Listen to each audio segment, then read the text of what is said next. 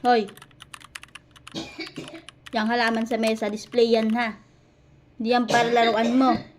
Hindi yan para ngat-ngatin mo. Nakinig ka ba, Whitney? Lagi nandiyan yan, kaya tawa ng tawa si Erika. Tiyan mo yung dahon, putol-putol na. Tingnan mo, mahaba yan kahapon. Ngayon, putol-putol na. Yung nasa may banda sa may bibig mo. Yung anak mo, pagalitan mo. Luis, yung halaman na tigkabila pa talaga kayo. Mamaya, wala na yung dahon. Ang dami-daming damo sa labas dyan pang nakadisplay sa mesa ang kakainin nyo. Ayan o, tinan mo, ayan, tamo, putol, nginat-ngat mo, ayan o, ang dami o. Oh, Alisin ko na nga yan dyan, nakakabad trip naman tong mga to. ang ganda-ganda niya ng tinanim dyan, ang haba-haba ng dahon, patulis lahat. Ngayon, ba't pa square na? Itong maginan to. Si Luis sa si Whitney. Hoy, Whitney! Ano, dinadaan mo ako sa pa-snap effect, ha?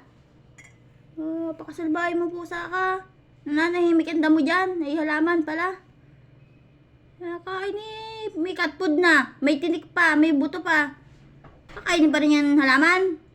May damo naman sa labas. Ano naman ay? Ba't yung tumigil? Mga nantsaran kayo pag pinapagalitan. Paikot-ikot yung mata mo, yung ulo mo. Pero pag di kayo nahuli, naubos yung dahon.